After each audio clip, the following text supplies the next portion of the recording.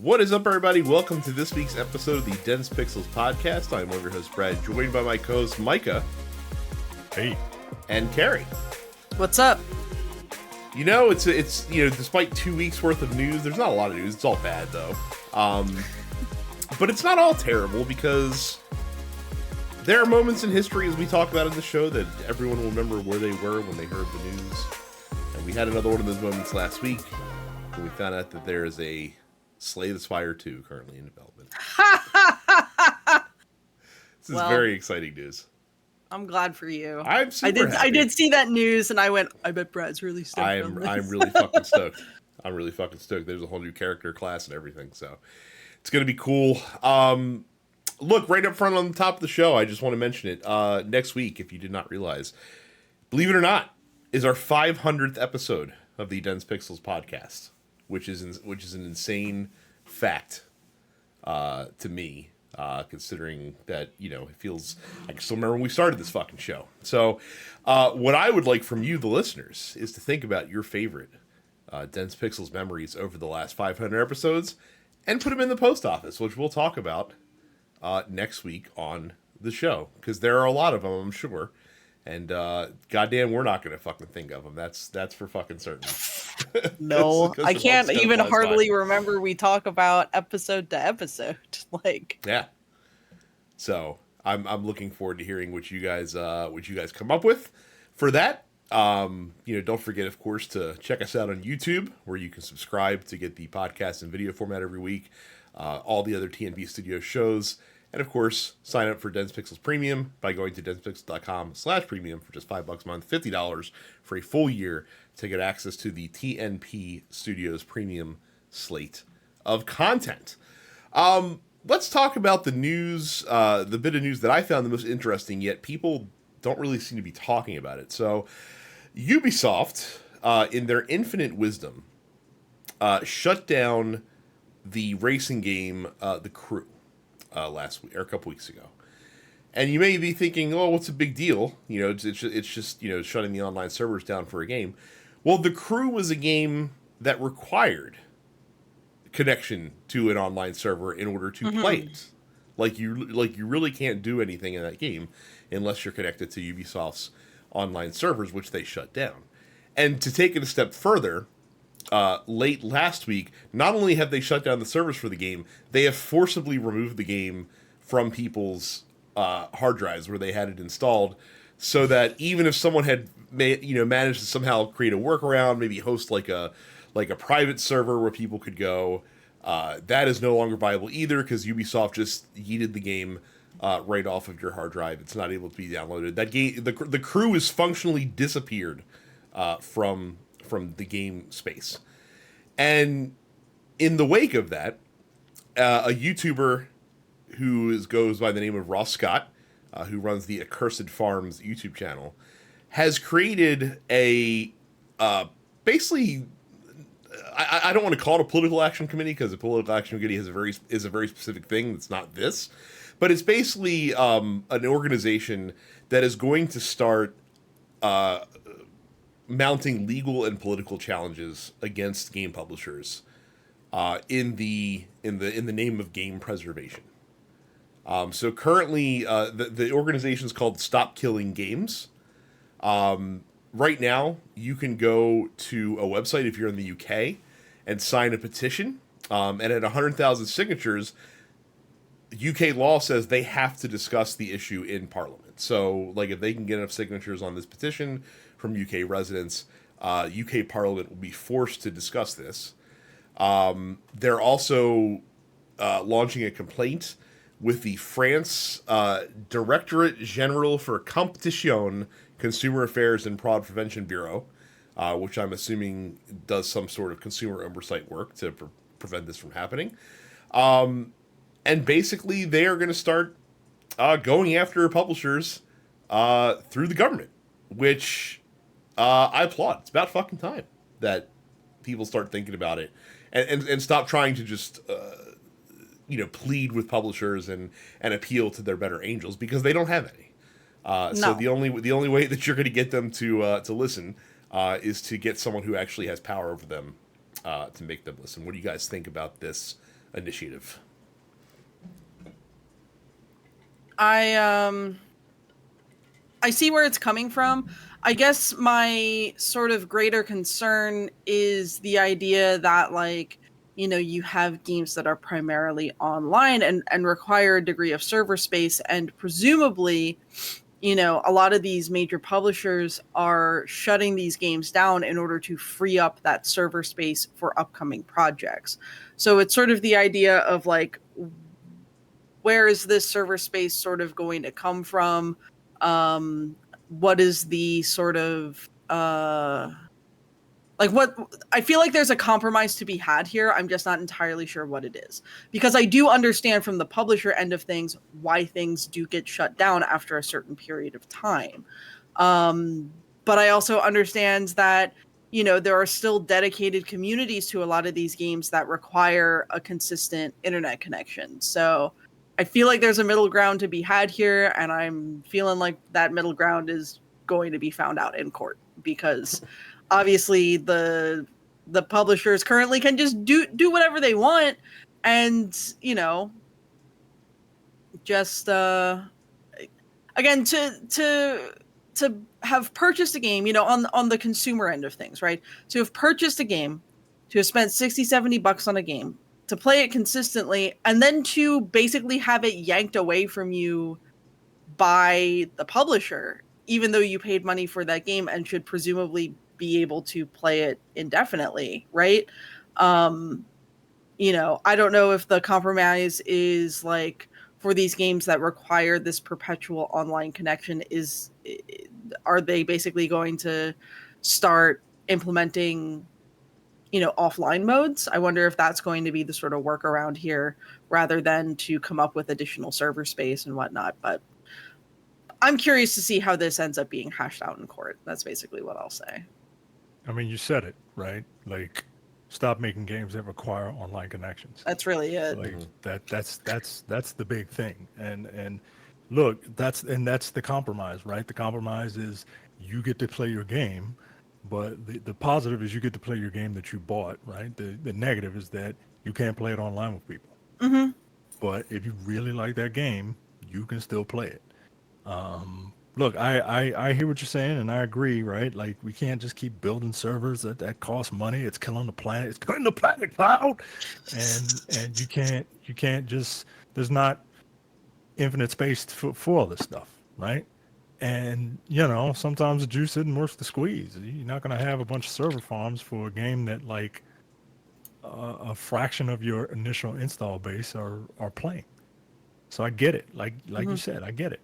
But at the same time, like, this sucks, man. Like, what if I want to go racing with my crew or whatever? I'm sure Ubisoft would be more than happy to sell you a copy of The Crew Motorfest, which is a game that'll also probably be offline in 8 years or so. So yeah, that's it, man. Stop creating these games that require persistent online connection, especially because, like, I get it. America is awesome, right? I get it, but, like, not everybody has that kind of internet in America. So why would you even? I don't know, man. I don't know. I would think that if you created a game that can be played offline, you get more people to buy it in case they live in, bumfuck nowhere. And I applaud them. I applaud Ubisoft and the developers of The Crew, venturing out. Like, The Crew, if I can remember, was pretty much like one of the first, like, open world interconnected, like, online connected racing games. Like, I remember the marketing when it came out. They called it the world's first car PG, which we all had a big laugh at on this show, I'm sure. And so I applaud that, but, like, especially for a racing game to not have an offline mode is certainly curious. Yeah. So it's an interesting problem that it's going to be interesting to see governments weigh in on, hopefully, and to see where we end up with it, because it could potentially change some of the approach of how developers and publishers approach some of these games now, if they know there's consequences for them having a limited shelf life, essentially. So, two games that I don't have to worry about ever going away are two new roguelikes that I've been playing. One of which I've had my eye on for a little while, and the other one that just kind of appeared out of nowhere. The first one is a game called Fight in Tight Spaces. This is a roguelike deck builder. The best way that I can describe it is, imagine, like, what if John Wick was a deck building tactical card game? And that's kind of what it is, where you are like a secret agent and you literally get into fights in tight spaces and you have to defeat enemies using your deck of cards, and performing very stylish moves in order to defeat them. The aesthetic of the game, from a graphical standpoint, it looks kind of like Super Hot in a lot of ways, where like all of the characters are silhouette. Actually, like, Micah, the best way that I can describe this is take imagine if the opening sequence of Casino Royale was a video game. That's exactly what I was about to say. That's basically what it looks like. And so obviously, like, the style of this game is what really drew me in, right? Because like it looks cool as shit. I like the fact that there's multiple different like starting decks that you can play with that all cater to like a specific style. Like, you could have like a knife fighting secret agent, or like a gun fighting secret agent, or one that relies on like counterattacking and stuff like that. So there's a lot of different ways to approach the gameplay. The only thing that kind of surprised me is that the game kind of peters out a little bit. It gets very samey. Obviously, there's different enemies that have different attacks and affect different areas of the battlefield, and building your decks with the different character archetypes is where the replayability comes in. But it just kind of like, I can only play this game for like a half hour to 45 minutes at a time, and then I start to feel bored. And maybe it's because I haven't unlocked like all the coolest cards yet. Obviously, like, as you perform runs, you get XP, and that unlocks new cards, much like many other roguelike deck builders do. But I don't know. I've just felt, like I said, the style drew me in, but it's a little bit lacking in the gameplay department. So, they have a new game coming out called Knights in Tight Spaces, which is like a medieval version of this aesthetic. So I'm curious to see what differences there is in the gameplay with that when it comes out, which should be pretty soon, I think. But yeah, this one's not quite doing it for me. But the second game on my list is very much doing it for me. This is another roguelike game called Slice and Dice. And I first heard about this game because it came out for a very low price on itch.io. It was available through that source, and now it's available on Steam for like $8. This is a party-driven RPG dice roguelike game, and typically, I don't care for the dice roguelikes very much. They're usually not my jam. I'm more of a cards guy, more than a dice guy. The dice have a little bit too much randomness sometimes for my liking. But where Slice and Dice gets this so right is that most dice building games usually have you using like regular 6-sided dice and dumping those into specific abilities that require specific numbers to trigger and stuff like that. Slice and Dice actually makes your attacks and your defense options different sides of the dice. So like like each character that's in your party has a 6-sided dice that is unique to their class. And each of those sides has a different, like, a couple sides might have a sword that does a certain amount of damage. A couple sides might have a shield. And there's other special abilities that vary from class to class. And the thing that's really neat about it is that as you defeat enemies and level up, you can actually upgrade those characters to upgrade their class, which gives them a completely different die to use in battle, and unlocks new abilities, and really kind of that's where the uniqueness comes into play. Micah would hate this game because it looks like a young programmer vomited it onto a screen, basically. Like, it's very, very chunky pixel art, definitely developed by one dude kind of thing. But it just kind of, that adds to the charm for me. Like, I'm not a graphics snob over here like Micah is. So yeah, no. I've been playing Slice and Dice a lot, and the other cool thing is that this game is like chock full of different game modes. that you can unlock besides the just regular, you have 5 people in your party, and you just go on like a 20 step quest. They have like a raid mode where you can use 10 characters at a time against like a shitload of enemies. They have like a XP only mode that takes away items that you can earn and you only get level ups. They have the reverse of that where you can only earn items and your characters never level up at all. They have modes where you can, customize your starting class rollout where you can, so if you want like a class of 5 healers, you can do it. Like you can just kind of just fuck around with this game, which is also pretty neat and also offers a ton of replayability as we go along. So I would say if you're in the mood for a new roguelike, card/dice game, give Slice and Dice a look. I think that one has the juice. Fights in tight spaces, maybe a little bit less. Maybe a little bit less for that. So that's my take on those 2 games. Hey everybody, editing Brad here. Just to let you know, Micah kind of caught us all off guard by going on a bit of a rant about the ending of Final Fantasy VII Rebirth. So if you don't want to get spoiled on that, skip ahead 10 minutes, and then you'll be back into the podcast. Okay, bye. Maybe a little bit less for that. So that's my take on those 2 games. Let's take a quick. Oh, go ahead. Sorry. Real quick. Yeah. Quick. What is one of the most iconic scenes in Final Fantasy VII, specifically at the end of the first disc?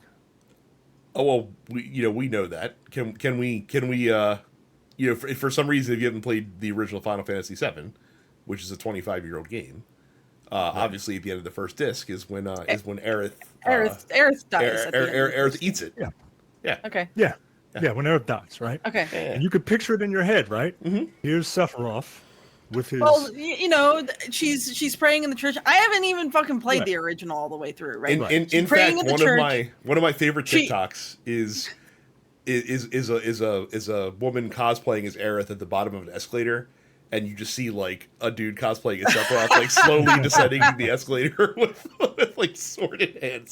It's very funny. It's very funny. Good. Yes. And I hate to be crude, but the money shot of this man holding a phallic symbol is penetrating this woman through the chest, right? Uh-huh. Like that is the thing. And they botch it in this game. They botch it. They show him come down, and then the game glitches because we're dealing with like multiple timelines at the same time, converging and all that shit. And then it's like, wait, did it happen or did it not happen? Right? Like the game is too busy trying to fool you. Wait, did he do it? Did he not do it? It's some Nomura bullshit. It's some Nomura bullshit. I could not wait until you got later. Yo, it's so like the whole thing, the whole ending is just like we really need to take the pen away from this guy. I need to be so mad. It's so like there's change and then there's change for the sake of change, and that's what this is. It's change for the sake of change, and it's super confusing, and it doesn't. It's dumb. It's dumb. They should have never gave this dude the pen. Keep designing characters. Dude, Nomura is such a good character artist and such a fucking dog shit director, and I don't even need to play Rebirth to know this. Like, he has always been a dog shit game director. And he should not be doing scenario writing or any of that because he's had his head so far up his own ass since like 2002. It's like this dude is still mad that he didn't get to make Final Fantasy Versus 13, that like he's going to stick that wacky bullshit in every other game he does now. There is forever. I heard a theory where like when you as a publisher, developer, whatever have you, make a specific game, right? And like that game is like the zenith of your power and of public perception of what you do. And then sometimes a developer publisher will take that game and they will spend the rest of their career as a studio chasing that, like aspiring to chase that game again, right? Like, and people said, what is that game for Square Enix. And you might say, well, it's like, you know, they're chasing Final Fantasy VII, like they're trying to reach, like make the next Final Fantasy VII. And if you look at the history of the Final Fantasy franchise, one could argue that that Zenith is actually the Kingdom Hearts franchise, and they keep trying to make the best Kingdom Hearts game now, Yeah. across all of their God, properties. man. Yeah. It's just so fucking. It's just a bunch of bullshit, dude. It's just, and it's such a disappointment because like I was really excited, kind of for like, wow, maybe this is going to be really different, and like really invoke this. The first one, Rebirth, was like Or remake. remake was like The Last Jedi. Rebirth is like The Rise of Skywalker. And I just So I'm in the middle of remake right now, and like I'm having a good time. But I have heard this exact sort of vibe from many people who are, you know, people whose general taste and opinions I trust most of the time, as well as people who are one, longtime Final Fantasy fans, and two, longtime Final Fantasy VII fans in particular. And when they are saying that one, Rebirth is fucking bloated for the sake of being bloated, Yes. Yes. and two, that they're just changing shit for the sake of changing shit. It really makes me not want to play Rebirth. It kind of makes me like, I want to play Remake, because like, again, I'm having fun with Remake, and I know that Remake is only like a 25 or 30 hour game anyway. I just got to fucking wall market. So I'm like, what, like halfway through, something like that. But I think I'm just gonna go and play the original after finishing Remake, because I am not incentivized to play Rebirth at all, You know, given everything I'm Fucking hearing. You know what? It's We- so fucking me long. me and Mike could give the original a lot of hell, but you should, because at least you'll be told a concise story, which is a funny Yes. thing to say about Final Fantasy VII. Which is fucking weird, right? Like, what the fuck? Like, it's so long. It took me just under 80 hours. Jesus fucking And- Christ. and And look, that's and- and that's for like the middle of the game, whereas like the original FF7 was only like a 40-hour game, maybe 50 if you did everything. Right. Right. And look, I get it, right? Like, you want to get your money's worth and all that, but like, there's nothing to some of this stuff.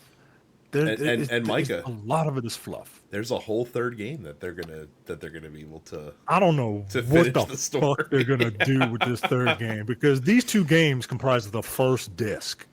Now, granted, the third disc is kind of like nothing, but the rest of the story is that second disc, and I don't know what they're gonna do, man. And at this point, look, I'm saying this shit right now. When it comes out, I'll probably get it, because I'm a hypocrite. But if you tell yourself you're a hypocrite, you know you're a hypocrite, that it doesn't count, right? That's what I tell myself. Okay. But it feels yeah, I was actually a little excited to see what the differences were, and it's just change for the sake of change. Some stuff is really good, right? Some stuff is like, some of the stories, the characters that I like, I still like them, and the characters that I don't like, no, I actually kind of like some of the characters I don't like. Like Kate is annoying, but not annoying to the point where I want to put the game down. And Yuffie is more of an actual, like, she's not as annoying as I thought she would be, but it's everything else, man. It's everything else, and all the stupid mini games and the dumb chocobo racing, and look, a lot of this stuff is optional, but a lot of it is, you got to play this first, then it's optional.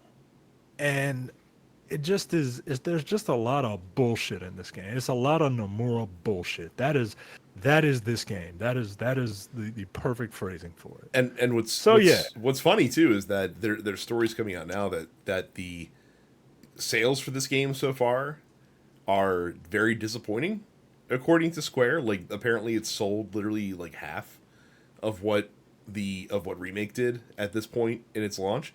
And there are reasons for that, by the way. Like, Remake came out literally in April 2020. Like, it was well positioned to to be in a Right. good spot in the marketplace. It came out at the end of a console generation instead of the middle of one. Right. And It's that not matters too. competing with a lot of other stuff going on right now. Right, like another action RPG came out right around Final Fantasy VII Rebirth that is very popular as well, and Like a Dragon came out earlier this year as well, which is competing with too. So there's reasons, but if you're Square, like apparently you didn't bake any of those reasons in to that, and not to say that Final Fantasy VII Rebirth is a failure by traditional sales numbers, but it's probably a failure by Square's insane projections that they always seem to have for all these games. I guess it's nice to see that standard applied to a Japanese developed game by them finally, instead of just picking on Western developed games. So.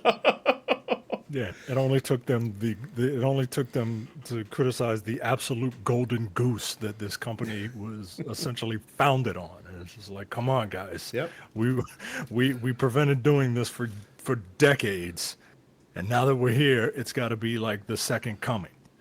I feel like you could trick Nomura into thinking that he's working on video games and actually just not have him work on stuff. Like you could just like shuttle him over here and be like, yeah, boss, like you're totally working on this game, and just assign him like a fake crew of people to develop a video game. But and then just have your other people develop the shit. Stop having this guy book Final Fantasy. It's just, there's a level at which I do have a lot of respect for Nomura. Again, I think he's an absolutely like brilliant artist. Yes. I think No like we would not necessarily like Final Fantasy as a series would not look the way that it has for the last 30 fucking years without Tetsuya Nomura. I think he shouldn't be allowed to direct games. I don't think there's a single Tetsuya Nomura directed game that hasn't just been full of nonsense. It's the man is incapable of just letting a story be a story. It's got to have 100 levels of metaphor and bullshit going on. But here's the thing. There are technically 3 directors on the FF7 remake trilogy project. So while Nomura has been the sort of like creative director, there's also 2 other people to blame. Those being Naoki Hamaguchi, who has been involved with the Final Fantasy series basically since the 13 trilogy, which I think probably says a lot about a lot of things, if you remember the 13 trilogy. And then Motomu Toriyama, who has been with the company since literally 1996 and has been like a scenario director and an event planner for the Final Fantasy series since the original Final Fantasy VII.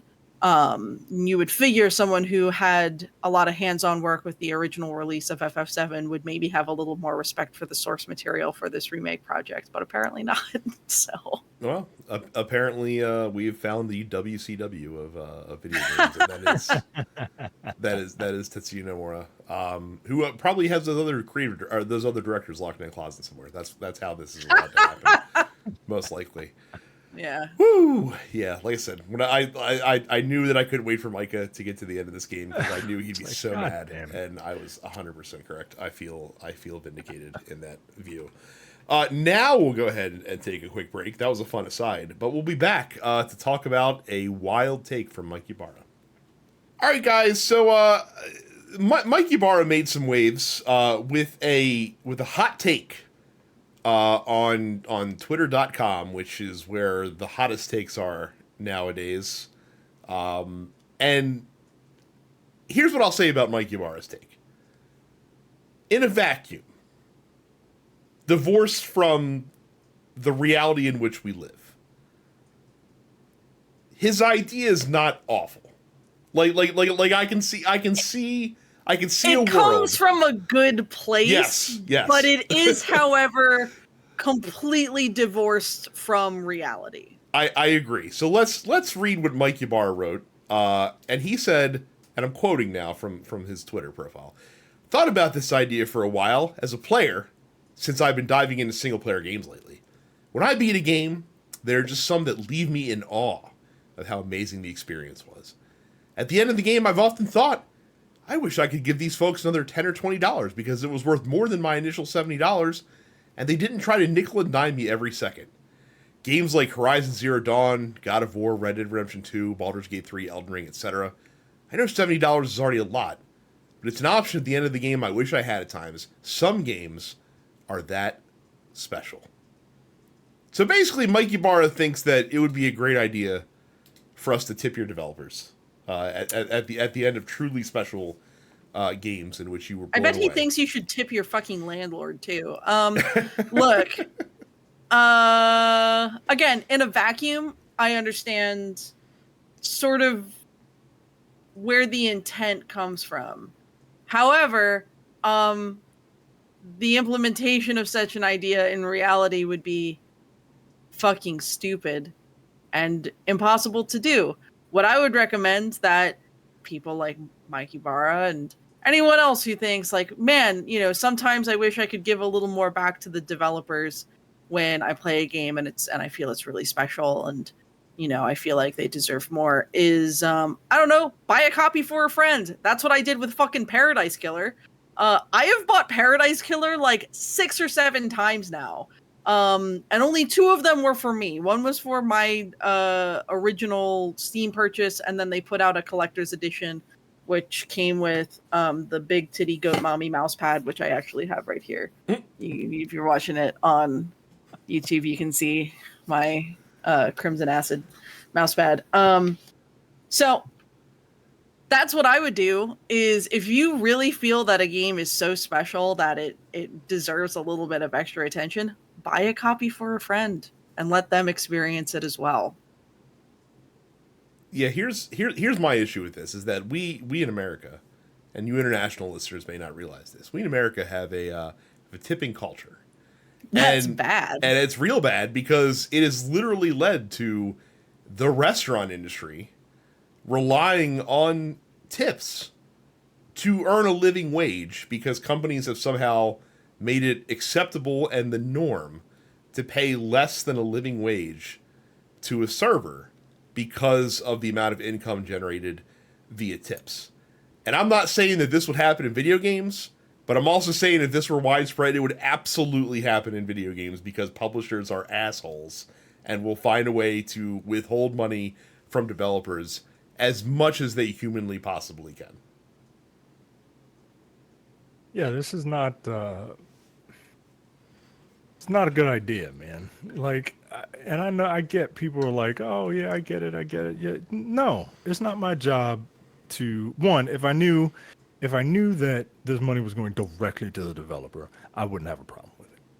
I really wouldn't. There's no way. Right, because the transaction no would have to way. be facilitated through PlayStation, Through Xbox, the fucking- Steam, Switch, whatever, Right. like whatever marketplace. Right. They're going to get a cut. The publisher's going to get, everybody's going to get a cut. And so, yeah, no, and second of all, like, just pay your people more. How about that? I would just pay your people more.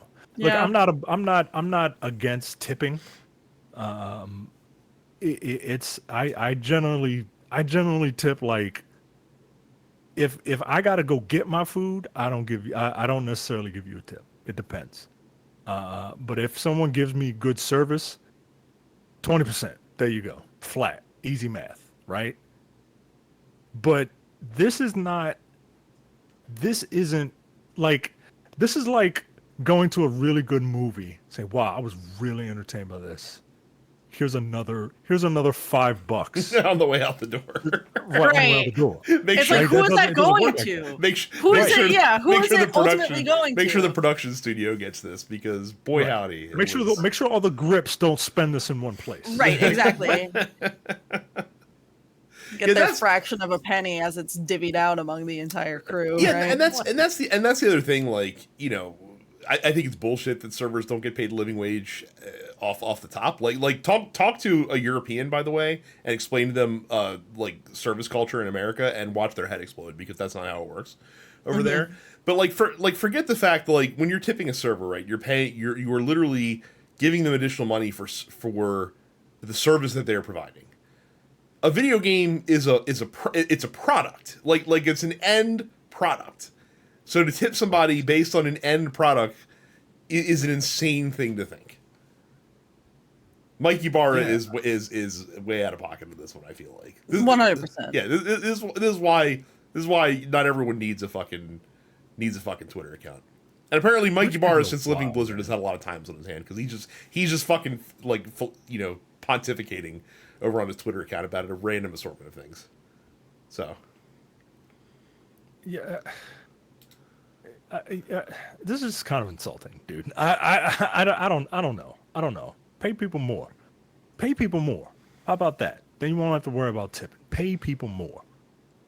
Mike, if you thought that was insulting, you're gonna love our next news story, because the founder of Saber Interactive, who you might remember split recently from the Embracer Group,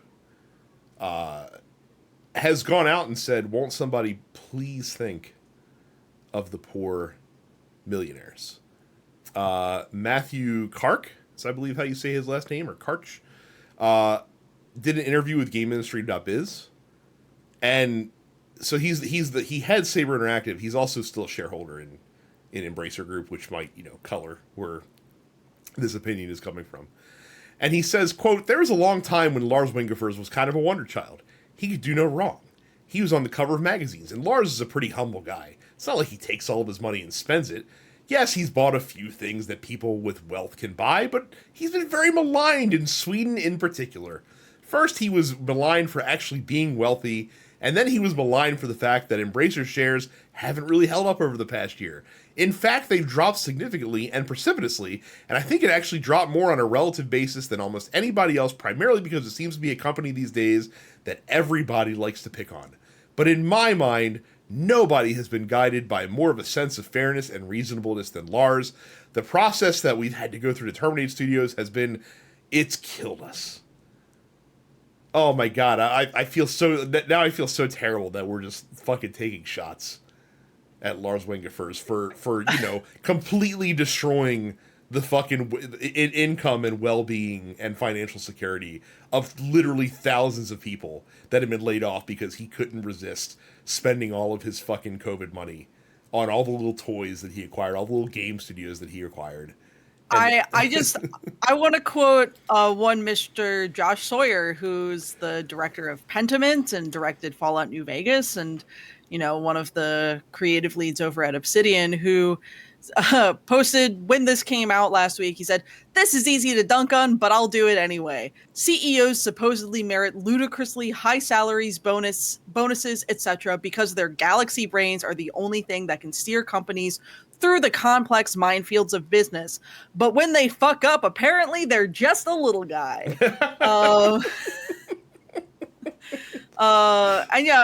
Basically it's like, what happened with Embracer is it's not fucking rocket science, right? We know what happened. They gambled big on getting all that fucking money from Saudi Arabia, and they lost. That's all that happened here. There was no plan to actually run the fucking company outside of getting a lot of money from the Saudi investment group. That was it. That was the entire fucking plan. We can see it plain as day based on what they did and then what happened when they didn't get that money. Right?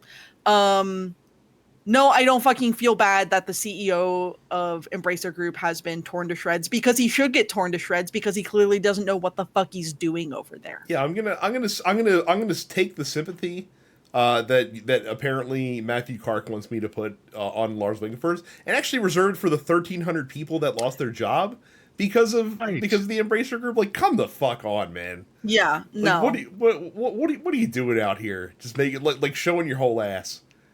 Right. At the end of the day, these fuckos still get to, wipe their tears away with $100 bills on their fucking mega yachts overseas, and meanwhile, like, literally thousands of people are without jobs because they fucked up. Look, I don't have. If you're rich, congratulations. You're playing the game. I don't have a problem with people making money. I have a problem with people who are sad about it. Bitch, don't be sad about it. you don't be arrogant about it, but like, don't expect me to have any sympathy for you, especially if you're not doing anything with your money. Like, I'm not here to tell you what to do with your money, but laying people off and not being good at your job, and you're still rich and you're still wealthy. You don't need anybody to come to you. You're still employed. You're still running the company. Right. I remember Jay-Z. Look, I love Jay-Z. But that dude compared being called a capitalist to the N-word. And it's like, come on, yo. Like, what are you talking about, man? What are you talking about? Like, okay, good. You made your money. Fine. I don't know how Lars Wingerfor originally made his money, but like, if you're bad at your job, this is just the cost of this. It's the cost to be the boss. It's the cost of it's what you get when you play the game. Nobody likes the guy who's beating them. Right. So, miss me with that shit, man. Yeah. As Jay has said many times before, one of his gold nuggets with him. Look, shut the fuck up is free. Like you don't have to fucking go out there and say this dumb shit. So, yeah. Stupid. Meanwhile, Larian Studios continues having their executives spitting hot fire, just like their publishing director Michael Dowse did, when he said, I'm going to just quote him as well. The layoffs in the game industry are an avoidable fuck up. That's all they really are. That's why you see one after the other. Because companies are going, well, finally, now we can too. We've wanted to do it for ages. Everybody else is, so why don't we? That's really kind of sick. None of these companies are at risk of going bankrupt. They're just at risk of pissing off the shareholders. And that's fine. That's how they work. The function of a public company is to create growth for its shareholders. It's not to make a happy climate for the employees. He says this to talk about why Larian is not considering going public, not considering being acquired. He's like, yeah, it might give us more money, but it would kind of run against our principles. It would kind of, run against the quality statement that we've made for ourselves and what we actually want to do. So it wouldn't make our games better. It would just make us rush more through this shit. I mean, there's also the fact he also said that he believes Baldur's Gate 3's success was due in part because of the fact that the studio is not beholden to shareholders. Yeah. I mean, you also have to look back. I know we talked about this a couple months ago at this point. I seem to recall there being like that Xbox memo that was released that basically was like, Baldur's Gate 3 is not going to do well. Like, we shouldn't be spending money on this because this is like a niche thing that no one asked for and no one wants. And it's like, surprise, bitch, it's game of the decade. Like, if all we're doing is trying to appease shareholders, then we are no longer going to get games that are actually worth playing. It's the truth. Yeah, because nobody gives a fuck, right? Like, those shareholders don't, like, nobody cares about art, man. Remember when people used to ponder whether video games are art? Like, I mean, I guess it is now because art has been reduced to a product. Yeah, I better say it's completely commercialized. So I think that's just helping the cause. So yeah, man. I mean, god damn, yo, this is just, yeah. Look, I like Larian, and I like everything that those people are saying, and it amazes me that there's a company like this, right? Like, remember when CD Projekt Red was that company, right? Like, everybody. Yeah, and then they went public. Right. And then they went public, and then they ended up crunching really hard, and then they released the first version of Cyberpunk, and gee whiz, I wonder what happened there. And look, they have done a better job than I thought they would at rehabilitating their image in the wake of that. Like, here we are 4 years later. and Cyberpunk is in a state that if it had released in the state that it's in now, would have been that hyped game, like would have lived up to that incredible amount of hype that it had, behind it going into it. And hopefully they've learned the lessons CD Projekt Red has, so that Witcher 4 doesn't come out and is the same, like finds itself in a similar situation as Cyberpunk did. I hope they can learn those lessons. I pray that the example of Larian is instructive for the rest of the industry. I know that it won't be, because like you said, shareholders just give a shit about the bottom line, and they want money, and they want it now, and damn the product, because we just got to make our bread. So that's what you're going to have at a lot of these larger companies, unfortunately. So just support independent developers. That's what I will tell you. Support independent developers. Let's take another quick break, and then we'll be back with some more news. So this news was pretty disconcerting. Apparently, Life is Strange Studio Deck 9 was a miserable fucking place to work during the development of the most recent Life is Strange game. Which is wild, yeah, given the nature of the Life is Strange games and how they have always prominently featured queer characters in the storylines. I read a lot of this report from IGN, but go ahead. Let me just run through a laundry list of things that were discussed in this report from Rebecca Valentine of IGN. Harassment and aggression from an unnamed senior programmer towards female staff.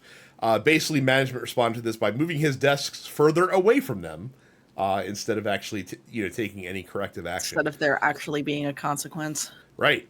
A lot of the complaints were levied at former Chief Creative Officer Zach Garris, who is no longer at the studio. Some of this is crossing the personal boundaries of female staff. Lashing out against those who disagreed with him at work, especially those that were fighting for more thoughtful, authentic, or sensitive portrayals of diverse characters. Apparently, he reprimanded staff who inquired about the late removal of a transgender character in Life is Strange 2 Colors, and refused to listen to staff who would raise questions about some of the problematic aspects of the script. There was a scene reportedly where the main character was like roofied at a bar. Yeah, and understandably, a lot of the narrative team were like, maybe we don't have a situation in where it looks like the main character is going to be date raped. Like, maybe we don't have that. Understandable, I think. There's no, apparently, given that it was eventually removed after people really raised hell about it. But yeah, this dude, Garris, basically, before you get there, you'll be surprised to hear his response was that employees were getting too hung up on political ideologies. Yeah, that's what I was about to say. Yeah. All right. Yeah. Oh, Mike, you're gonna love this, because this is the rare time where someone accused of this behavior did not merely decide to give a no comment and keep it moving. He doubled the fuck down. He doubled down big time. He said, in all of my career, I have never worked with writers who were as creatively inflexible, antagonistic towards different, or less inclined to listen or compromise as a select few of this group. Said that the narrative team's work on True Colors was so poor that the game was under real threat of cancellation when I returned, and that he attempted to reduce the influence of certain team members because their contact became unprofessional, antagonistic, and accusatory towards me of the toxicity that, from the perspective of many people in the studio, was in actuality a result of their behavior. So basically, this dude was like, well, it was their fault. It wasn't me. It was them. And it's like, it's the standard fucking right-wing incel, head-ass bullshit of like, well, it's your fault for having a problem with this. Like, I don't know that this guy identifies as a libertarian, but I know that he identifies. Oh no, dude, you can fucking smell it. As Jay would say, he absolutely knows the age of consent in every state in this country. Yeah. Yep. The other big thing that was initially the sort of lead on this before people really started digging into it more was that there was sort of a very slow response to the discovery by a lot of employees that someone within the dev staff was basically covertly inserting Nazi slogans and other problematic imagery into Life is Strange. An eventual investigation by management determined that it was not an intentional action, but of course, there's just one of these things where it's like there's too many little, like, you know, right-wing white supremacist anti-Semitic, like wink nod kind of shit going on in the background for it to have been coincidental. Yeah. Right. And if you thought that would end at just internal staff, it also extends apparently to publisher Square Enix and their thoughts about this game. According to people that contributed to this report, Square flatly forbade Deck 9 from commenting on the True Colors protagonist Alex's bisexuality ahead of the game's release, and only changed its mind once the early press reviews were positive about that specific aspect of the game. And they also claimed that Square seemed oddly reluctant or outright hostile to the diverse themes and ideas that Life is Strange fans love, and that Square told multiple developers it didn't want Life is Strange to be thought of as, quote, a gay game. It's been a gay game. I mean, I always thought that was like a lesbian game, you know. Like, literally, it's I don't know. I don't know. I don't know nothing apparently. These fucking guys, man. Like I said, of all games to hear this kind of like reporting about, it is wild to me that Life is Strange is that game. Because again, like it's a game that through its narrative seems to embrace diversity and embrace marginalized people. Right. We do also have to keep in mind here that the series was created by Don't Nod Entertainment, which was responsible for a handful of other games, but has been mostly the Life is Strange people. But then I believe they sold the rights to Life is Strange either to Square Enix or to Deck 9. But yeah, it's just I don't know. Like, so True Colors was solely developed by Deck 9, Don't Nod, who created Life is Strange and put all of these diverse themes in the initial games.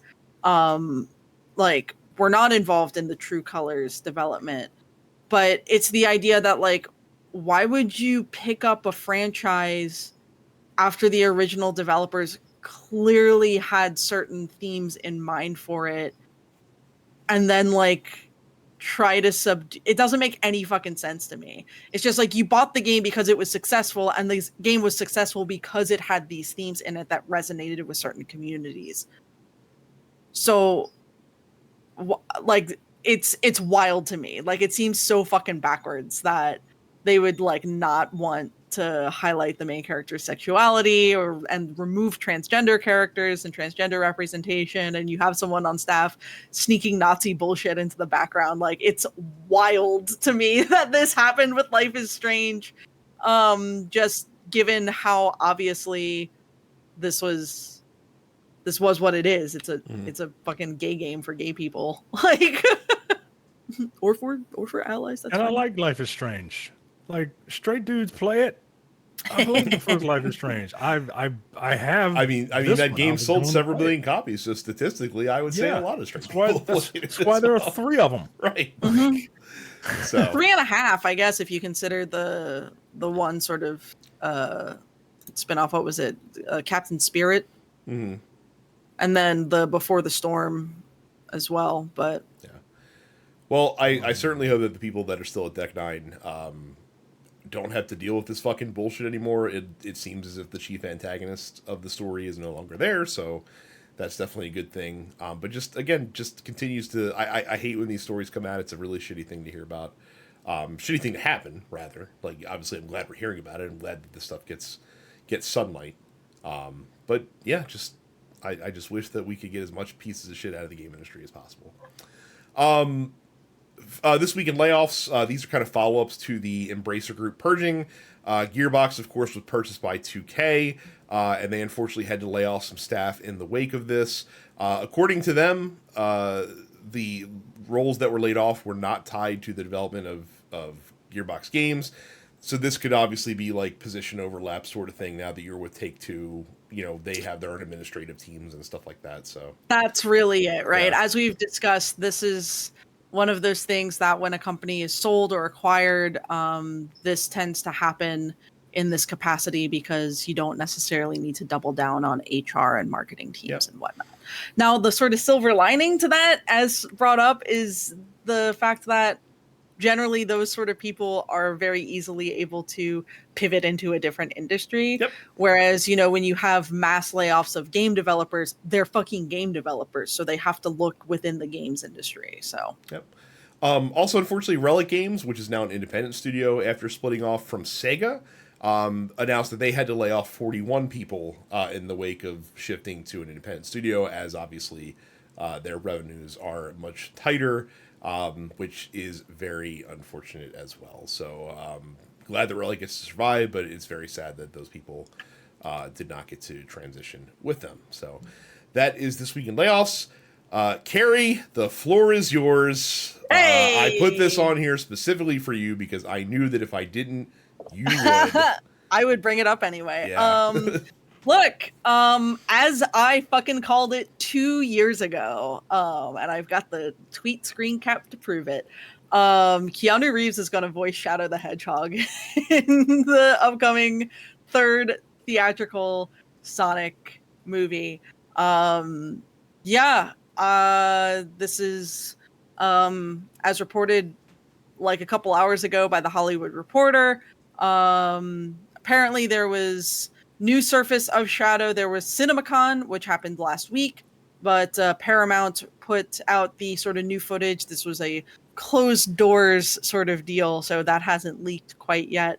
I'm stoked. I think Keanu's a great choice. I think he has the absolute perfect kind of vocal quality and vocal timbre for Shadow.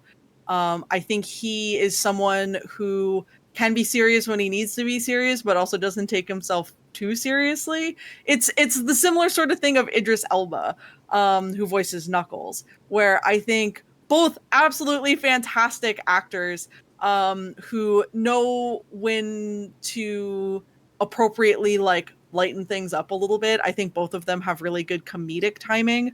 So yeah, I mean, this movie comes out a week before my birthday this year. I'm stoked as shit to go see this.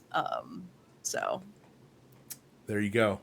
Yeah. I have nothing to add. All I'm saying is that we are quickly in movie form whipping through the Sonic franchise. If you're not careful, by the time we get to Sonic 5, we're gonna have a Sonic 06 situation on our hands. So just be aware. Just be aware that like you're really enjoying things now. look, here's But the thing Sonic is about to make out with a fucking human girl, and that's gonna get really weird for everybody. That's probably true. Look, we're clearly getting some degree of adaptation of Sonic Adventure 2, which means that they have so far bypassed Sonic Adventure 1. I feel like we could circle back to that because there's no need for that to necessarily be like within the movie timeline. There's no need for the events of Adventure 1 to happen before the events of Adventure 2. But yeah, given the film's logo, given the fact that we know that, you know, they have confirmed that there's going to be Crush 40 on the soundtrack, we're getting a new version of Live and Learn. I'm ready for it. I'm ready to get my little Shadow tattoo that I want to get to match my little Sonic tattoo.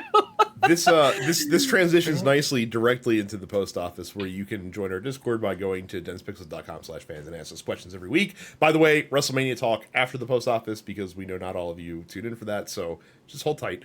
But post office, Ejac asked Carrie rank the Knuckles corny ass rap songs from his stages in Sonic Adventure 2. I'm glad I saw this earlier so that I had time to actually listen to all of them. Because it's been a while since I've gone out of my way to listen to like all of them at once. So okay, at number 5 is probably going to be it's Death Chamber, which I think is the worst in terms of like the actual rap and the vocal hook. It does have a really funky bass line, which I like, but I think like vocally it's probably the weakest. At 4, Wild Canyon, which like has a really cute little sax hook, but otherwise I think is really mid. At 3 is Meteor Herd, slightly more up tempo from the other sort of. There's only 5, right? Only 5. There's 5 fucking Knuckles rap songs in Sonic Adventure 2. It's so stupid. Meteor Herd, look, it's got a good synth hook. It's fun. It's right in the middle. It's fine. It doesn't blow me away, but it's better than Wild Canyon and Death Chamber. Aquatic Mine, I like a lot. That's my number 2. It's got really fun instrumentation. You've got electric piano. You've got the plucky little guitar. You do have a little bit of sax on that too. You've got some memorable verses. And then obviously number 1 is fucking A Ghost's Pumpkin Soup, fucking Pumpkin Hill stage. It's iconic. There is a reason that it's the one everybody fucking remembers from this lineup of 5 Knuckles rap songs in Sonic Adventure 2. Everybody knows A Ghost Pumpkin Soup. I feel like most people don't remember that that the title of the song is A Ghost's Pumpkin Soup. Everyone just calls it Pumpkin Hill. But yeah, Sonic Adventure soundtrack, good. Knuckles has always had good songs. That's fine. That's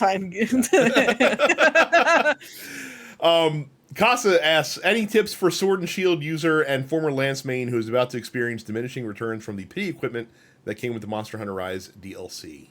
Okay, well, first of all, you should stop being a former Lance main and return to being a Lance main because it's the only weapon that matters. I guess the thing is, like,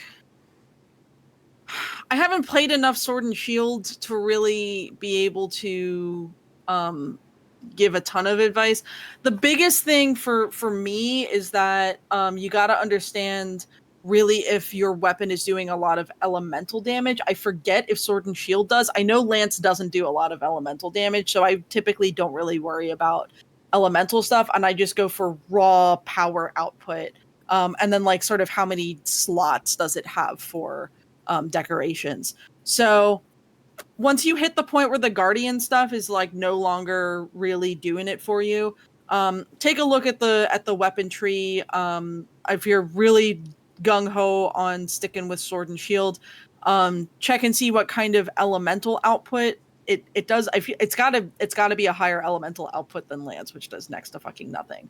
So maybe you chase down a few different elements that you like, or things that do status effects like paralyzation or sleep or poison, and you target getting a few of those that you can sort of swap between as the situation requires.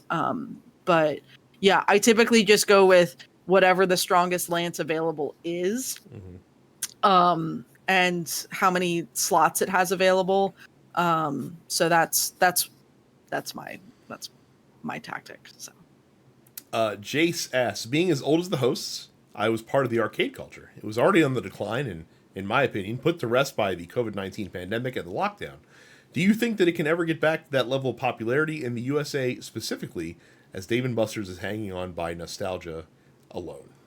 I guess I sort of disagree that, arcade culture is out, because I feel like while Dave & Buster's is maybe on the way out, it's been firmly supplanted by the rise of Round 1. There's one out here. There was one not far from me when I was still living in Maryland. So, and those all seem to have a pretty good mix of like what we would qualify as like American arcade experiences, your ticket machines and whatnot, skee ball, that sort of deal. And then on the flip side, you have a solid representation of Japanese arcade machines, like your rhythm games, as well as fighters. And then a lot of Japanese style claw machines, which I have gotten very good at.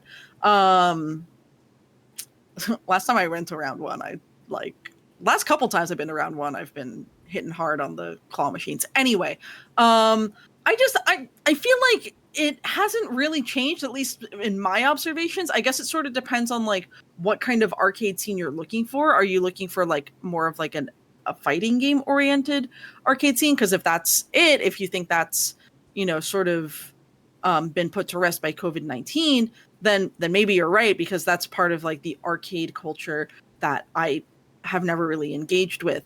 But I do like going to Round One, and I like playing on the rhythm games like Groove Coaster and stuff like that. So I kind of disagree, but I guess it sort of depends on like what you define as arcade culture. Because every time I go to Round One, it's fucking popping. So I think there's a lot of factors. I think nostalgia plays a factor in you thinking that the arcade scene was really like popping, and now maybe not so much. Probably because if you're as old as me, you're in your 40s, and I don't know about you, I just don't go out as much. So I think, you know, the glory days of when you were a kid and had nothing to do plays a part in that. Technology plays a part in, you know, the perceived decline, right? Because especially if you're playing fighting games, like there's nothing like playing fighting games with people, but you can do it online. You know what I mean? And look, that's what I was going to say. I think that the Yeah. arcade scene, as we remembered as kids, has been gone since the turn of the millennium, really, and part of that's also because arcade games in the '90s used to be like the pinnacle of the experience that you could have compared to what was on home consoles, and by the time we got to the PlayStation 1, PlayStation 2 era, home consoles were giving an equivalent or better experience than, you know, cabinets were, and so It's We're yeah. going to be having the same conversation in a few years about movies. We're already having it about movies. Yeah. Yep. So, yeah, it is. I mean, it is what it is. Like if you have a close knit group of friends that you like want to play games with, I would still do it. You know what I mean? Problem is, like, all my friends live. The closest one lives an hour away, and we got kids. So it's this ain't, you know, and Carrie lives 3,000 miles away, and Jay didn't want to hang out with me so much he left the country. So Yeah. you know, what are you gonna do? Yep. T Wash asked, "What was the best customer service experience that you had in your life?"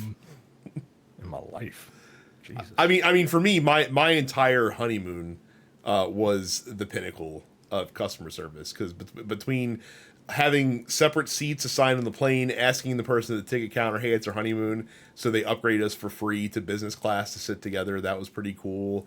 All of the extra amenities you get at Disney World when you like announce that you're there on honeymoon, you get a bunch of shit for free. And I remember when we went to the 50s diner place in Oh MGM. yeah, prime time. Yeah. Primetime Cafe. My my Hollywood wife was giving me Studios. shit because I'm a lame ass and didn't want to buy like the husband and wife like fucking Mickey ears that they have at the park, and somehow the manager caught wind of this, and so he had someone go out and buy for us. She got a set of Bride Mickey ears, and I got a set of Jack Sparrow Mickey ears because I was a knave, according to the manager at the restaurant.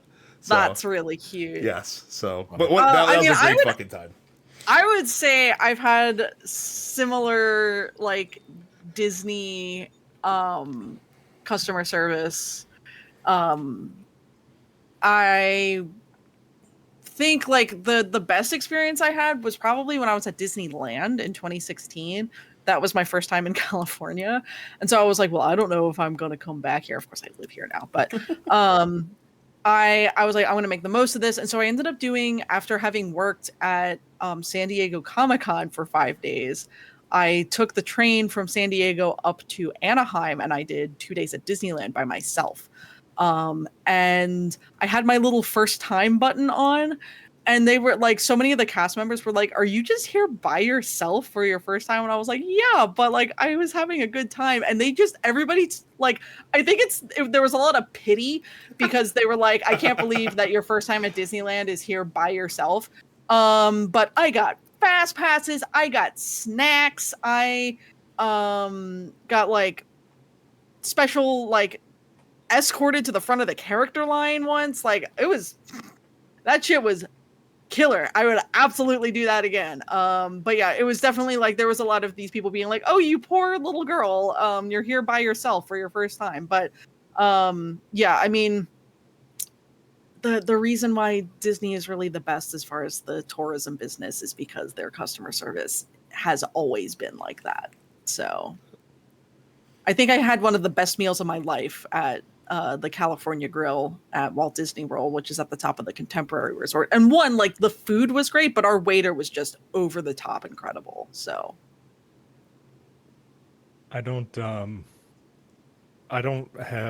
assuming this is like a surprising like customer experience.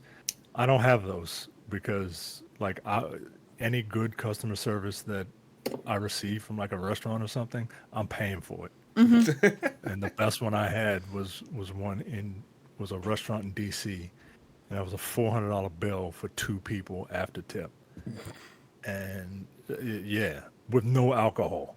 So yeah, you better give me good customer. where in DC did you go for that? Oh, I can't remember the name of it. It wasn't the Diplomat.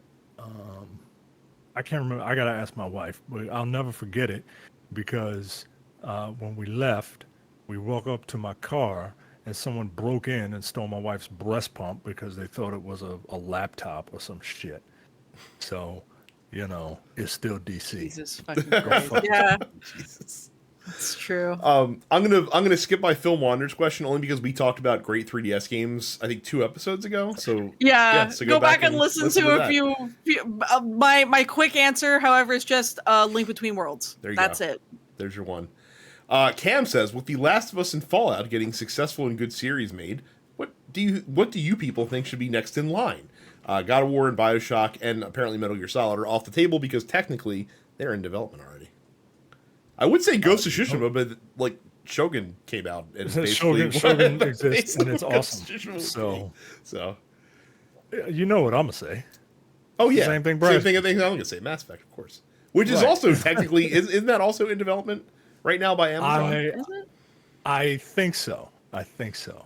I'll say one that I don't know if is in development. Red Dead. Red Yeah. Dead is a deep, but also Red Dead is just like the reason it can be adapted is because it's just a Western. Like there's nothing. Yeah. You could also do I mean for it, by that same logic, like you could easily do like an Elder Scrolls series because Tamriel is a huge fucking continent that the games haven't even fully covered, so you could easily do a series somewhere else in the world because there's shit going on all over the place.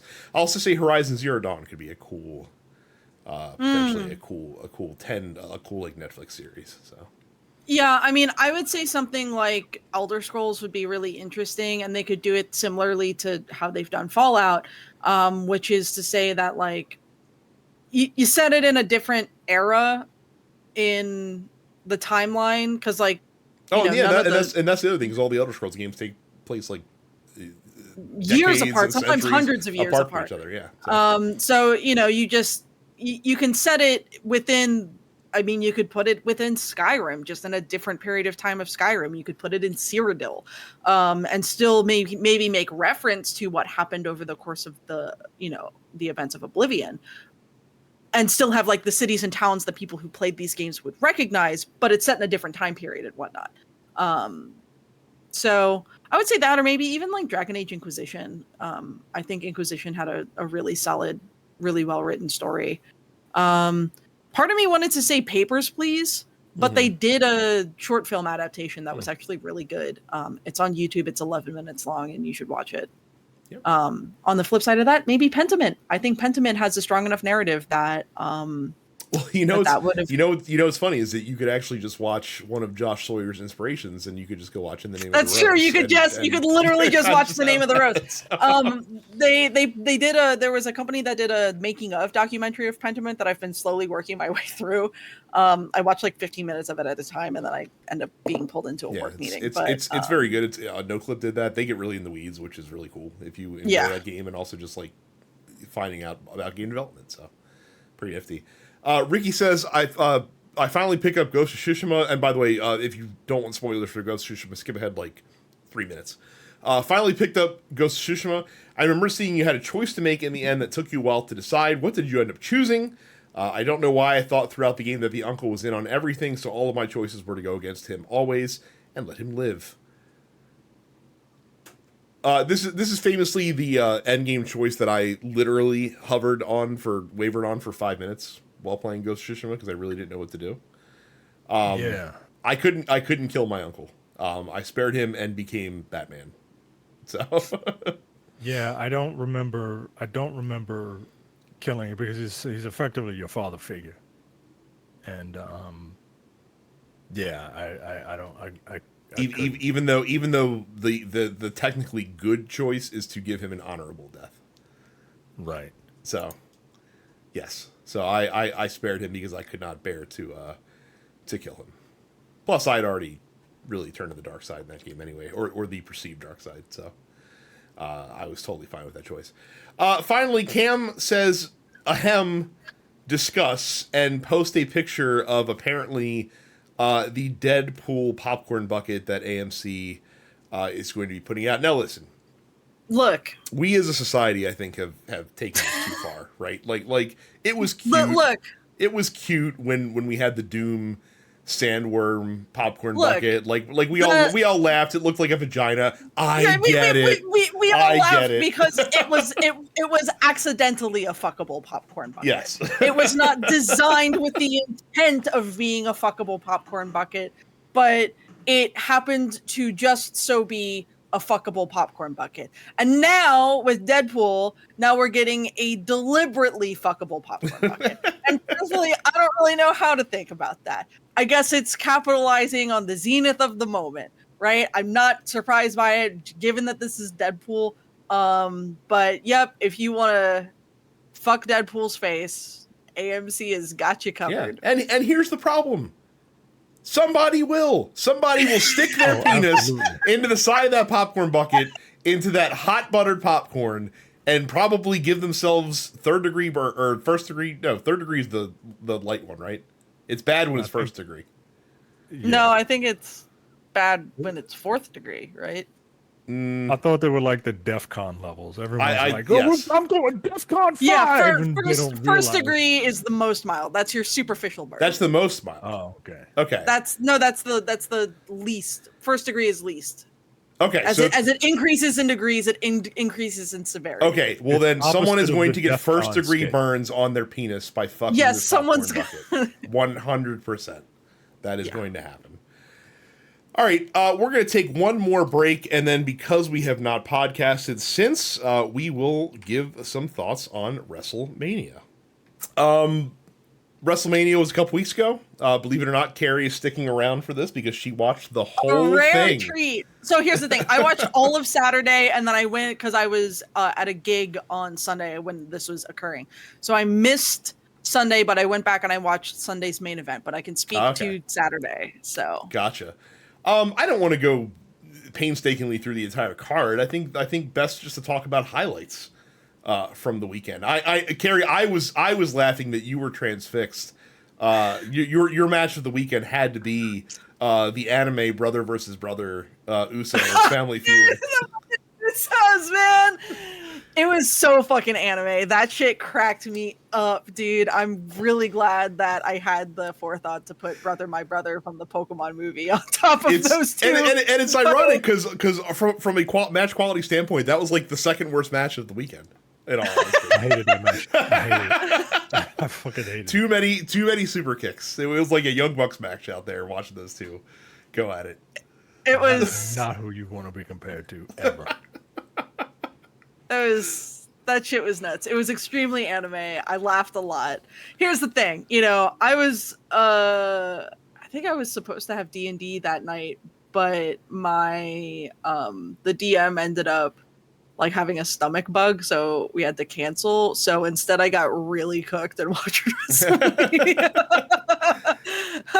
And yeah, look, the Usos, I like, was it a good match? I don't fucking know. I had a really fun time watching it though. I thought the ladder match was complete fucking chaos. Oh, that was. I mean that somehow they took what we knew was going to be a train wreck match and managed to actually make it somewhat cogent, which was neat. For me, the spot of the weekend was DIY coming out with the entire DX entrance, and then both doing the DX stuff in the ring later on, which I thought was fucking hilarious. Who was it that did like the double moonsault? Like, fuck, I don't even remember. Like I said, those matches are just fucking like chaos, like spot fests essentially. Like yeah, that's what I thought it for. was really funny that like at one point like one of the ladders underneath the belts had taken so much damage that it was just buckling under the weight of one person, and they had to like swap it out for a different ladder so the dude could safely get the belt down. That ref, she was like, "Oh my god, yo, no, don't, yo, just hold on, yo." Yeah, the ref was like, "Wait, like you're actually gonna hurt yourself for real." Also, the sequence of the weekend, R-Truth getting a hot tag during a ladder match and then actually doing all 5 moves of Doom to Finn Balor, which was fucking hilarious. So, that match was fun. It's good stuff. I finally had a Rhea Ripley match that I really liked. Like, as much as I like Rhea Ripley, I never thought she was the best in-ring performer. And this is like the best Rhea Ripley match I've ever seen. Was against Becky Lynch this weekend. Yeah, she needs more matches. Well, she needed more matches like that. Yeah. Because her title reign wasn't exactly stellar, and she was just coasting off of people lusting after her, which, it's good work if you can get it. But, she's also really good. And I'm not a huge Becky Lynch fan, so yeah. I was very happy about that. Look, the Jade, Bianca, and Naomi defeated Damage Control in a match that I thought was better than it was going to be. Jade is still very green, and I really hope that like they do something. Well, it looks like they're putting her in a tag team with Bianca Belair for right now. Yeah, for the inevitable breakup and then the match that everybody wants to see. The problem is like Bianca's gonna wash Jade Cargill because Jade Cargill is she is Goldberg, like yeah.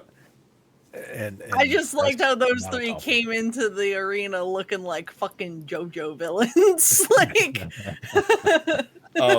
I for my money, I think that the Seth Rollins, Drew McIntyre, CM Punk, Damian Priest whole thing was one of the most perfectly booked wrestling angles that I've ever seen in my entire life. Like from start to finish, that whole thing was fucking perfect. Carrie, if you didn't go back and watch that, go back and watch the Seth Rollins Drew McIntyre match and then the aftermath.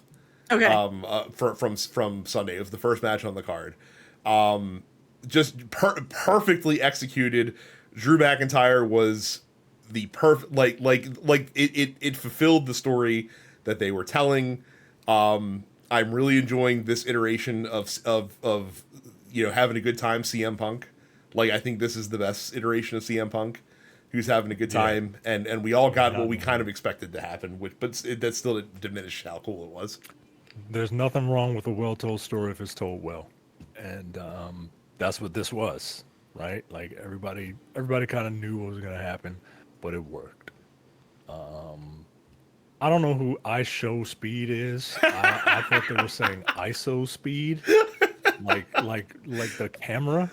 Like I assume he's a streamer. I did enjoy Randy Orton kicking him in the chest while he was wearing a Prime model, and then barking in his face before RKOing him through a table. So yeah, I did enjoy that very, very much. Look, overall the show was fun.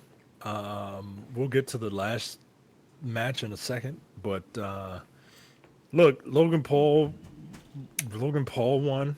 I don't know what which is cool, I guess. You know, you got a synergy, right? Like it's all networking, right? Like, I don't know when his brother's fighting Mike Tyson. I think it's probably close to SummerSlam. I think it's July. Yeah.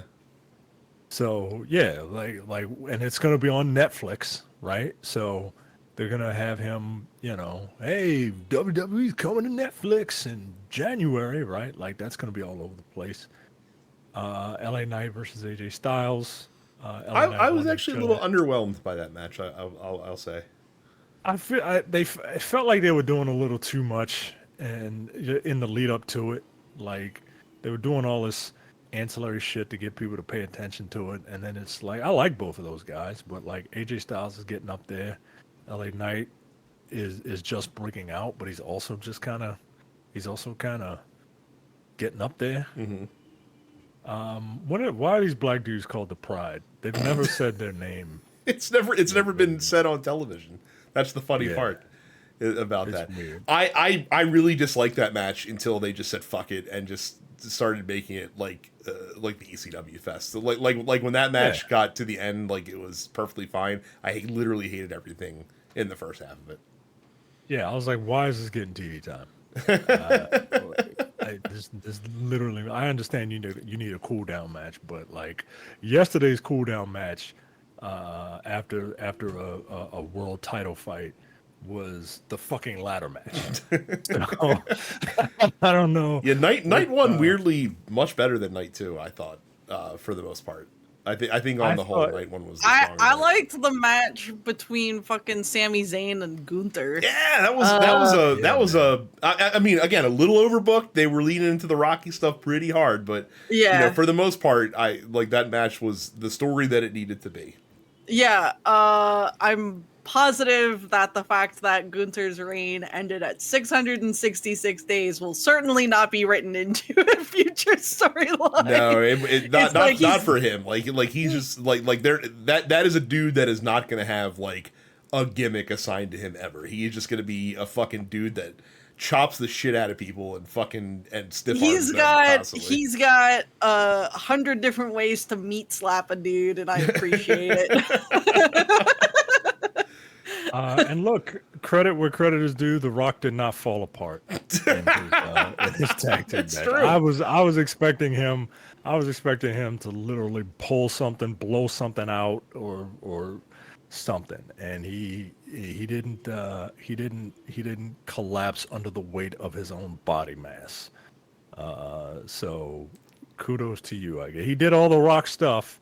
He just did. slower, which is also a testament to the fact that The Rock has never really been a mat technician. You know what I mean? Mm-hmm. Like he's Why is he whipping that dude with a belt? I didn't super understand. Oh, that was the whole thing leading up to the the explanation of that. So Cody Rhodes wears a weight belt to the ring. He gives it away to like a kid in the crowd, usually before every match. That's kind of his babyface thing, right? And so the story leading up to the match is that Rock made his own weight belt, and he was going to wipe Cody Rhodes' blood on it and then present it to Cody Rhodes' mother. Like that was the whole fucking premise behind that. So that's why The Rock kept flashing a weight belt around constantly throughout the weekend. So all right. Seems extremely stupid. Yes. I learned during this WrestleMania that I like Cody Rhodes a lot. Because he's an anime character. He is. He's just a fucking anime character. He shows up dressed like fucking Homelander. I like this dude a lot. I'm completely in on whatever the fuck that dude's got going on. Huge fan of it. They did their job then. They did. And I was very quickly a convert. And before we talk about the main event, I was struck by how much of a fucking Triple H love fest this entire weekend was. Essentially, like this the theme of the weekend was everyone's putting over Triple H, basically. Yeah, Paul Heyman was like, I'm a Paul Levesque guy. I'm like, Jesus Christ! All right, I get it, but like, and no matter what, Malcolm will never forgive that dude for that WrestleMania 19. Yeah. What? he destroyed the civil rights movement in one night. So Right, where he was if Cody solved racism, Hunter invented it. So yeah, the main event, it was exactly as overbooked and insane as everyone speculated it would be. Somehow worked. Like for some reason, like John Cena wasn't even on my radar to appear in that match. But then like when he came down, I was like, oh, of course it's gonna be John Cena. Because Solo Sikoa took him out, and then the Rock's like, of course John Cena's gonna be involved. Like how stupid am I for not considering this? I was tickled. I was. It felt like a climactic anime episode. Except It was a bunch of It literally was. Oh my god! People were making reference to the fact that like Cody used Knights of the Round, and everybody came in to get their lick. That's basically it, right?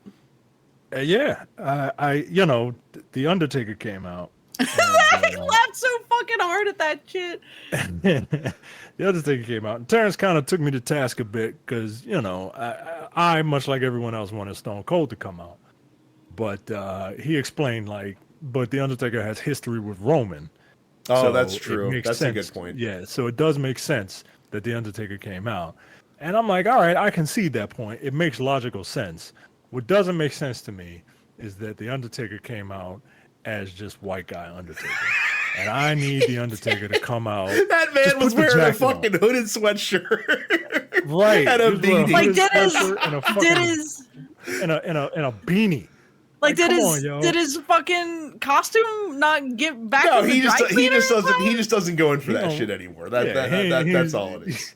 He's like, this shit is dumb. It's been dumb for 35 fucking years. He still has the magical powers though, even despite the fact that he's wearing a beanie and a hooded sweatshirt. Like he could just disappear the Rock out of the ring after chokeslamming him.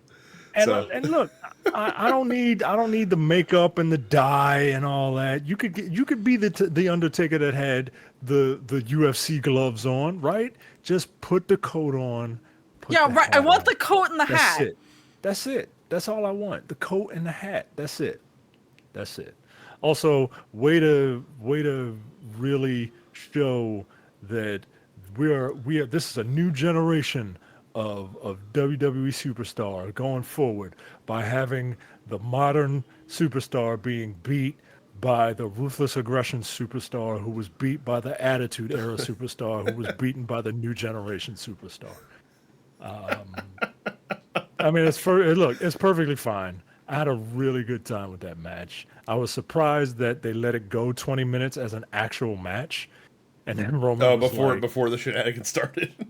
Yeah, and look, I'm going to miss Roman, man, because you don't see Roman a lot, and absence makes the heart grow fonder. And when Roman is being a dickhead, when he used Cody Rhodes' move on him, and he said, "This shit sucks. This move don't beat nobody." I was like, yo, this is why everyone loves Roman Reigns. Like, this is fucking amazing. Oh my god! And it's true because he always does it like 3 times. Yeah, like in a big match, you always have to get the trio. And again, I loved the callbacks. I knew the first time he was setting him up for the triple crossroads. The third one, I was like, here comes Solo Sikoa, about to fucking stick the thumb in his neck just like last year. And sure as shit, that fucking happened. I did enjoy Seth Rollins coming out in Shield garb and to the Shield music. That's appropriate in that situation. And I really also love the fact that they're laying seeds for the future because, again, the reason Roman lost is because he had a choice to either take out Cody or take out Seth, and he just couldn't let go of the past and took out Seth Rollins, and that's why ultimately he actually lost the match. Because he hit Seth Rollins in the back just like Seth Rollins hit him in the back with a chair 10 years ago. And wrestling is very poetic in that way when they do a good job of telling long-term stories. Yeah. So I had a really fun time watching wrestling and it was being real good. It was a good show. Like I said, this was a great statement of intent by Triple H as far as what we're looking forward to, and we're in a new era of WWE, and they're not. They don't try to name these things on purpose. Like usually these names kind of come up diegetically through stuff, but the name that I keep hearing fans kick around is the Renaissance era, and it does feel like that's kind of what we're embarking on in WWE. And meanwhile, over in AEW, they are doing as much as they possibly can to shoot themselves in the face with a shotgun in the wake of WWE like really coming into this new generation. I have no idea. stars. I have no idea what they do on week-to-week television. Their week-to-week product is not good, but every pay-per-view I've seen, I am entertained by. So I don't know. I'm sure I would be too if I didn't have to pay $50 or find some backwoods streaming site to watch it on. So, I mean, what I liked about WrestleMania is that it was just on Peacock, which I have anyway. Right. I don't know if Raw and SmackDown are available to like watch live on any streaming services yet or not, but I would watch. Raw's on USA every week for now until next year. It'll be on Netflix. I ain't got cable. Well, then you're not. Okay, it's watching moving to it. Netflix. Okay, then I'll watch it next moving to year. Netflix. And SmackDown is on Fox, so if you have over the air, then you can still watch SmackDown. So I wonder. yeah, We'll see. so, but yeah, like I said, good show. I had a good time watching it. And yeah, WWE's in a real good place right now. I don't know what else to say. Yeah. I'll look forward to whatever the next pay-per-view is, because I think Premium those, live event. premium live events. I think That those are all moniker is finally on- stuck. It seems like. on Peacock. Yeah, Backlash. Viva La France Backlash is the next premium Ooh. live event. So, Here's the other thing I'll say. The Francophile on the show is probably secretly very excited about that. about that show. It's not a secret. It's not a secret. I'm very excited for it. I've never been to Lyon, and I would love to go. That's where my wife and I said we would go if America set itself on fire. It's too expensive to go to Paris. So Carrie, we'll what just were go you to gonna Paris. say? I was just gonna say that I am looking forward to definitely going to see. I think it's SmackDown. Mhm. There's something in like September. Like SmackDown's gonna be in like fucking Sacramento. Oh, so. yeah. That's really Do it. cool. I can't I'm- wait until you go because I'm very curious to. Yeah, to I'm get your definitely thoughts going to on the have live a experience. big sign that says "Make Golden Sun for you, fucking cowards." Make sure you sit camera side so that we can see that on Yeah, TV. exactly. Oh my goodness. All right, cool. Well, that was a supersized show for you guys. Again, episode 500 next week. Give us your Dense Pixels memories in the post office so we can reminisce with you as we celebrate a ridiculous number of episodes, quite frankly. Like, it's insane that we're here. 500 is too many. It's a lot of fucking podcast episodes, that's what I'll tell you. So, but thank you guys for watching and listening. We'll see you all the next time. Bye. See ya. See ya. You're watching the Dense Pixels YouTube channel. Click the subscribe button while you're here and make sure you check out our weekly podcast where we discuss the latest gaming news and our impressions on what games we've been playing.